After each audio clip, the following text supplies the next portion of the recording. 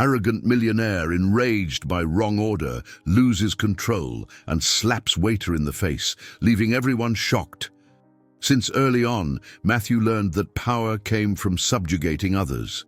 His father, a relentless and feared man in the business world, always taught him that weakness was a luxury reserved for the defeated. Having never known his mother, he grew up under the exclusive influence of this rigid figure who commanded a food empire inherited from past generations. Shaped to be unyielding, Matthew became a cold, impatient man, unable to tolerate mistakes. His arrogance was undeniable, his fury unpredictable. To him, anyone beneath his position was disposable, and he never hesitated to humiliate those he deemed inferior. When that caused problems, his money and influence quickly erased any trace of the incident. That morning, Matthew followed his routine with the precision he always had. His days were carefully planned, leaving no room for unexpected events or sudden changes. He controlled his time rigidly, demanding the same from everyone around him. While reviewing documents in his spacious penthouse, the phone rang. His gaze quickly shifted to the device, and he answered without hesitation. "What is it?" Matthew said, impatient for pleasantries. On the other side of the line, his assistant's voice sounded firm, but slightly cautious. "Sir, an influential executive has requested a meeting with you at a restaurant. It's an important strategic opportunity. He wants to discuss potential investments." Matthew frowned. He didn't like adjusting his schedule for others. He despised the idea of leaving his plan to cater to someone else's whims. Still, he recognized the importance of the meeting. The business world was a power game, and any strategic advantage was worth the effort. "Where is it?" Matthew asked, already standing up from his chair. "I've sent the address to your phone, sir. The executive has already confirmed and everything is set up." Matthew sighed reluctantly. "Fine. I'm on my way. Make sure they know I don't like waiting." He hung up without giving space for a response. He walked to his closet and put on one of his impeccably tailored suits. Every piece of clothing was meticulously chosen to exude power and sophistication. His limited edition wristwatch gleamed in the light that streamed through the glass window. In the mirror, he saw his own reflection, a man with a dominant presence who didn't bow to anyone. Upon leaving, his driver was already waiting at the door of the building. Without a word, Matthew got into the car and watched the city pass by the windows. The bustling streets, the hurried people, the merchants trying to sell their products. All of it seemed distant, irrelevant. To him, the world was a chessboard where only the strongest set the rules. When he arrived at the restaurant, he was immediately recognized. The maître rushed to welcome him with his usual deference. "Mr. Matthew, it's a pleasure to have you here. Your table is ready. Please follow me." The staff moved quickly to ensure nothing was out of place. Everyone knew he didn't tolerate failures. The chairs were arranged with precision, the silverware aligned, and the waiters were alert to any signs of need. He sat down and analyzed the environment with a critical eye. The place was sophisticated, discreet, and perfectly suited for high-level business. Soon, a young waiter approached to take his order. His name was Paul. To Matthew, however, he was nothing more than an invisible cog in a system that served people like him. "What would you like, sir?" Paul asked, maintaining a professional tone. Matthew made his order without even lifting his eyes from the menu. To him, waiters didn't deserve attention. Once finished, he looked at his watch and saw that his guest was late. His expression darkened. He hated waiting. Minutes passed and his impatience grew. His fingers drummed on the table, his eyes locked on the clock. The absence of the executive already irritated him when Paul returned, carefully placing the dish in front of him. As Paul was about to leave, Matthew finally looked at his plate. His gaze swept over every detail of the meal, and within seconds, he realized it wasn't exactly what he had ordered.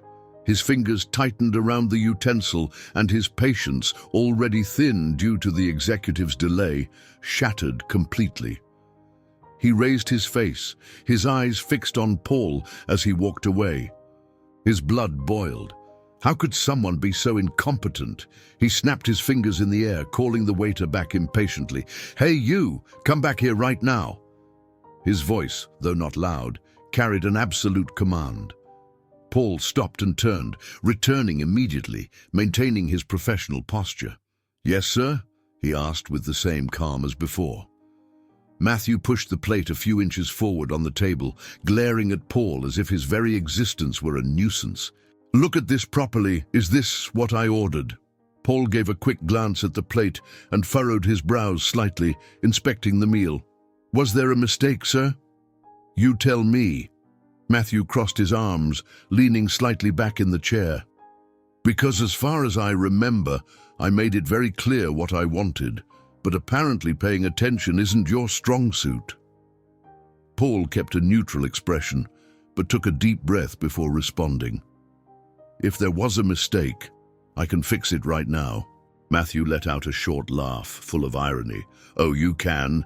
Good to know. But tell me something, how long have you worked here?" "Several years, sir." "And even then, you still can't take an order correctly?" His voice was sharper now. "Doesn't that seem a bit embarrassing to you?" The silence around them began to form again. Some people tried to continue their conversations, but the tension in the air was palpable. Paul maintained his gaze. "Everyone makes mistakes, sir, but I'm here to fix it, if you'll allow me." Matthew narrowed his eyes. "Oh, now you want to lecture me?" His tone grew heavier. "Is that what you do? Make mistakes and then come at me with that soft voice, expecting me to accept it like nothing happened?" Paul took another deep breath and, without lowering his head, responded firmly. "I'm just asking for respect, sir. I haven't disrespected you." Matthew's blood boiled in an instant. He felt a knot of anger form in his chest. How dare a mere waiter respond this way?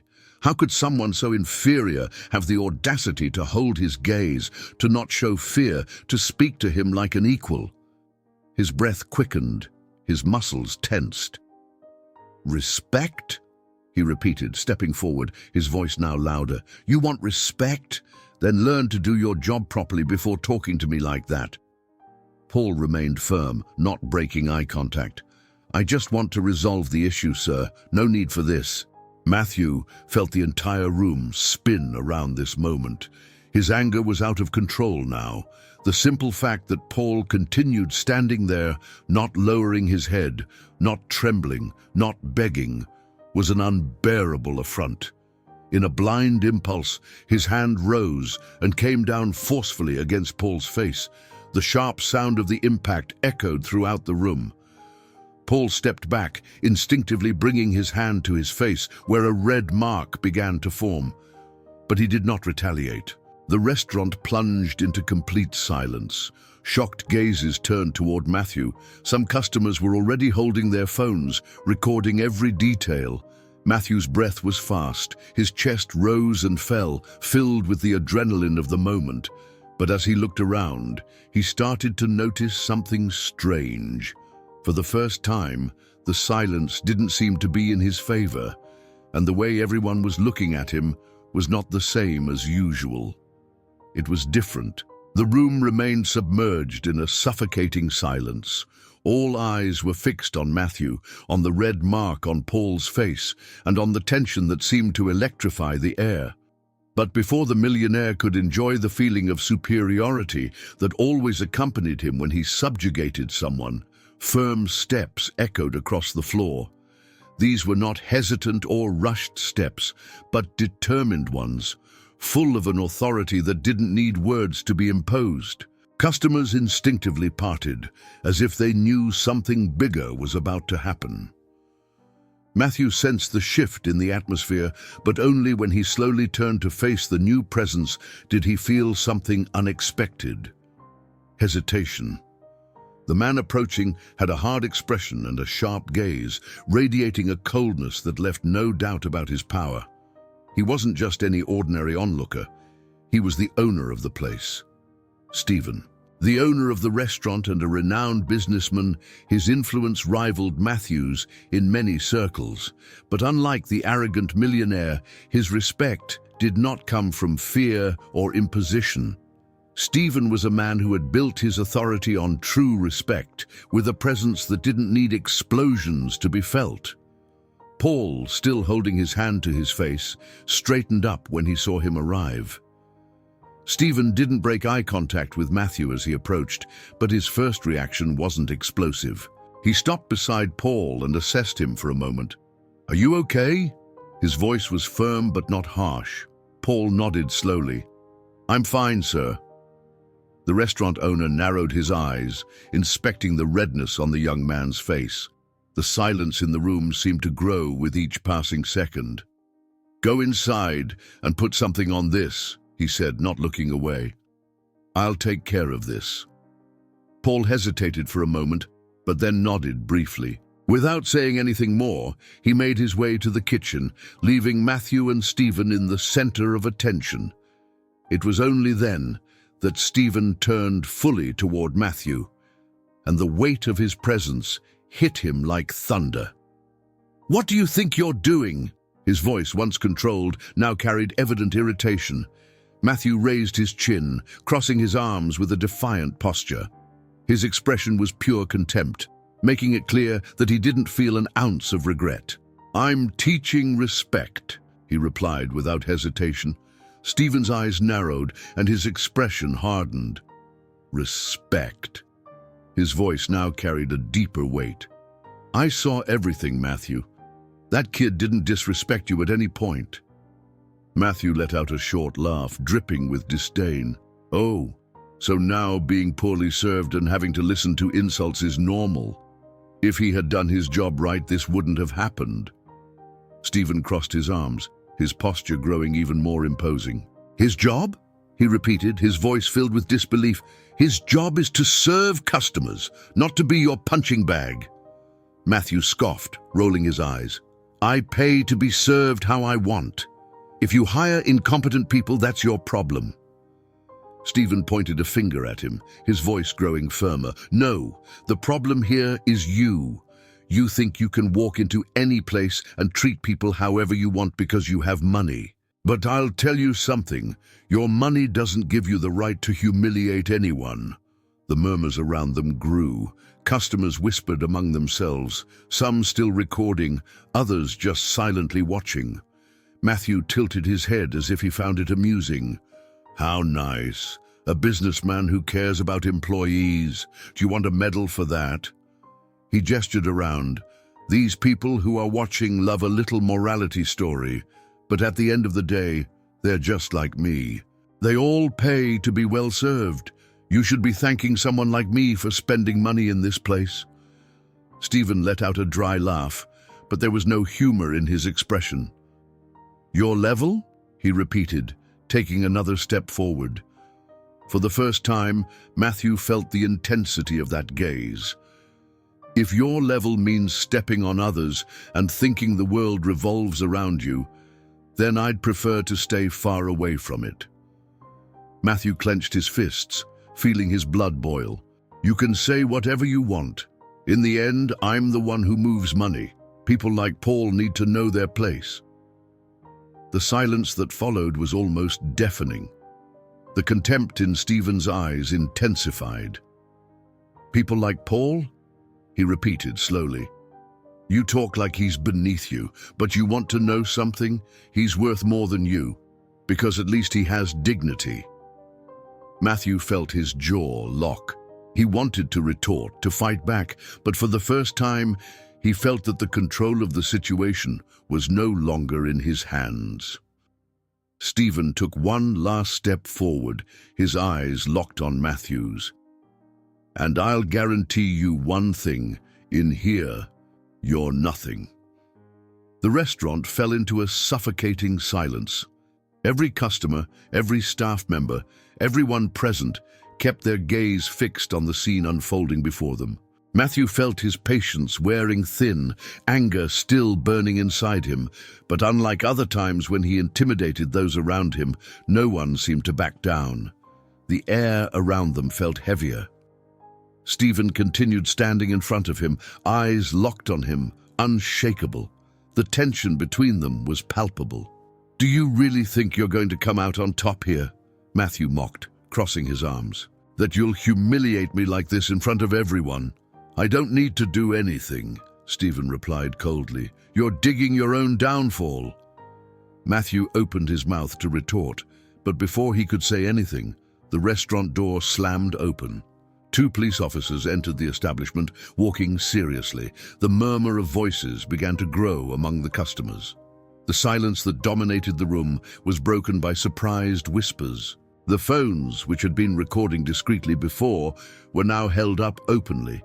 The officer in front quickly assessed the situation and, without delay, addressed Stephen. "We received a call about an assault. Can you tell us what happened?" Matthew frowned, his irritation temporarily replaced by surprise. His gaze turned to Stephen. "You called the police?" His voice carried incredulity. Stephen crossed his arms, showing no change in his demeanor. "Not directly." His voice was firm, unshakable. "While I kept you occupied, I asked one of my staff members to call. I didn't think you deserved the privilege of leaving before being held accountable." Matthew's face contorted with fury.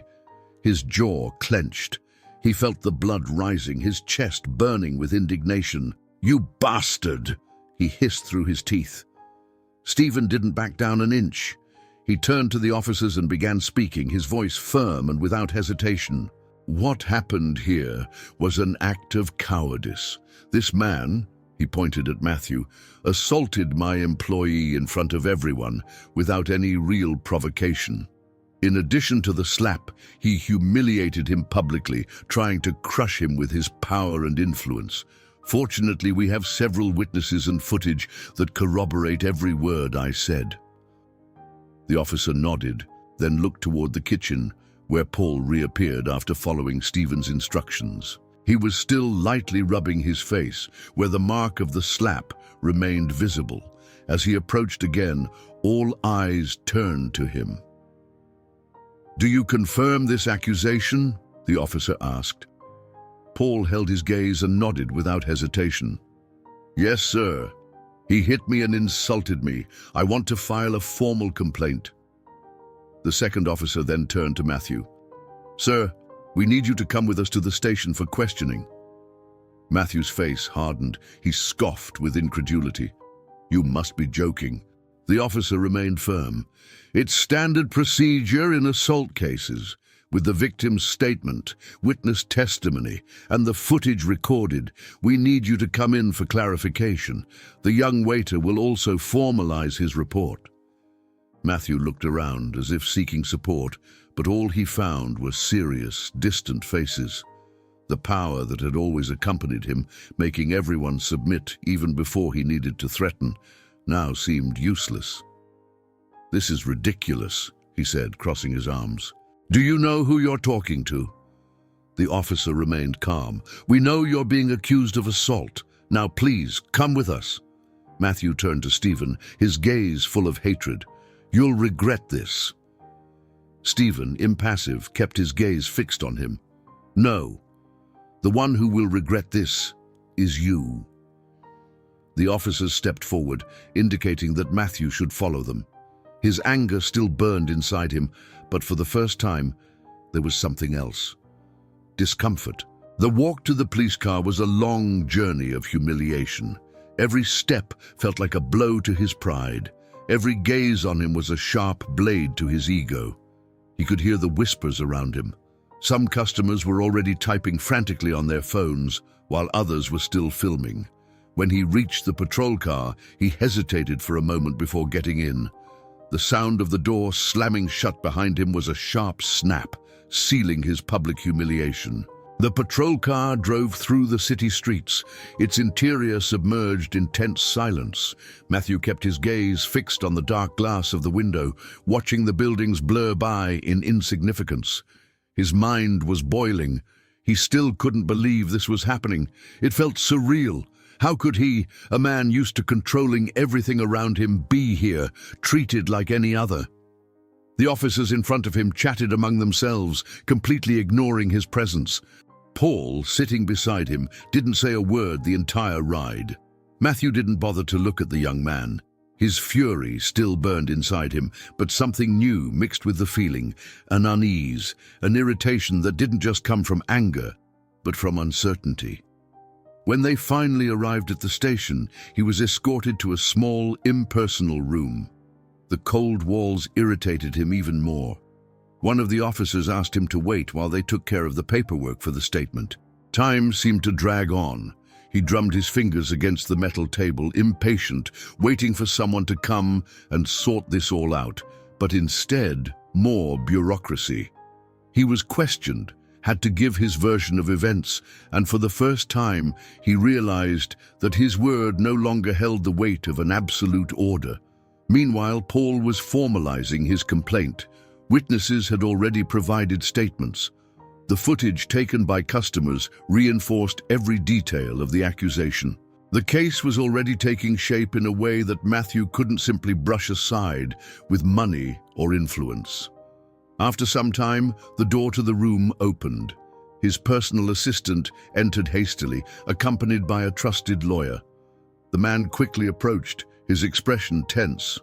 "We're working on it," the lawyer said, sitting down beside Matthew, "but things are already getting out of control." Matthew scoffed, crossing his arms. "What a fuss. It's just a ridiculous misunderstanding." The lawyer exchanged a quick glance with the assistant before responding. "No, sir, it's not just that. The accusation has been formalized. There's evidence, there are witnesses. It won't be as easy as it was before." Matthew's irritation grew. "And what are you doing here then? Get me out of here already." The lawyer took a deep breath. "We're taking care of it. Since this is an assault case with no criminal record, you'll be released to respond to the charges in freedom. But there's a bigger problem." Matthew narrowed his eyes. "What now?" The assistant took the lead. "The media already picked up the case." Matthew's expression shut down even further. "What?" "The story leaked in record time. While you were in here, the video spread across social media. The images are clear and the headlines have already started." Matthew felt his blood boil, but before he could respond, a police officer opened the door and informed him that he was being released. Without wasting time, he stood and followed his assistant and the lawyer out. But as soon as he crossed the main door of the station, he was greeted by a crowd. Reporters, photographers, cameramen, all clustered together, microphones extended, flashes going off non-stop. The noise was deafening. "Mr. Matthew, how do you respond to the accusations? Is it true that you assaulted a restaurant employee? Do you believe this will affect your business?" The chaos was immediate. His assistant quickly pulled him by the arm and guided him toward the nearby car. Matthew could barely see due to the incessant flashes, but his irritation grew with each question he heard. As soon as he got into the car and the doors were closed, he let out a heavy sigh and massaged his temples. The brief silence inside the vehicle contrasted with the confusion outside. The assistant sat beside him, checking his phone frantically. "Tell me what's going on," Matthew ordered, his voice heavy with impatience. The assistant took a deep breath before speaking. "The situation is critical. The assault video went viral. In a matter of hours, it's on all social media and major newspapers. The headlines are devastating. Millionaire assaults waiter over wrong order, authoritarianism and violence, the Matthew case, public humiliation, the fall of an empire." Matthew snorted, banging his hand on the dashboard. "This is a circus. These people are ridiculous." The assistant continued, ignoring his outburst. "Businesses that have contracts with us are already reconsidering partnerships. Some have suspended agreements, others are terminating contracts. And the worst part, your high-level contacts are distancing themselves. No one wants to associate with this scandal." Matthew clenched his fists, feeling his patience running out. "You fix this, like you always do." The assistant sighed. "This time it won't be so easy. It can't be erased, it can't be swept under the rug. It's too big, people are outraged, and the public pressure will be immense.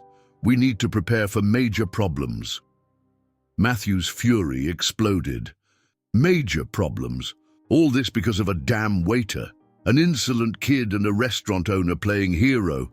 I should have smashed that bastard's face. The assistant remained silent for a moment, just looking at him. Then he shook his head and looked at his phone again. I advise you to stop saying things like that, sir. His voice was neutral, but there was an evident weight in it. It will only make things worse. Matthew threw his head back against the seat in exasperation. The car drove through the streets, and he felt the weight of reality settling in. When he finally reached his office, it was already night. The luxurious space, once a symbol of control and power, now seemed cold and indifferent. He walked to the glass window and gazed out at the illuminated city. But this time, he didn't see an empire beneath his feet. He saw a world that continued without him. The consequences were severe. He lost valuable contracts, suffered boycotts, and his reputation was irreparably tarnished. His name, once synonymous with prestige, was now associated with arrogance and abuse. But his empire was too large to be destroyed by a single scandal. He still had money, companies, and influence. Still, something had changed. For the first time, he felt the real weight of the consequences. He understood that not every mistake could be erased with power, and respect couldn't be imposed through fear. This time, there was no advisory to undo the damage, no influence strong enough to erase his mistake. With no way out, he stepped away from the window. For the first time, he learned a lesson he never wanted to see. Some falls leave marks that no empire can erase. If you enjoyed this story, don't forget to subscribe to the channel, leave a comment, give it a like, and activate the notification bell so you don't miss any of our upcoming videos. See you in the next story.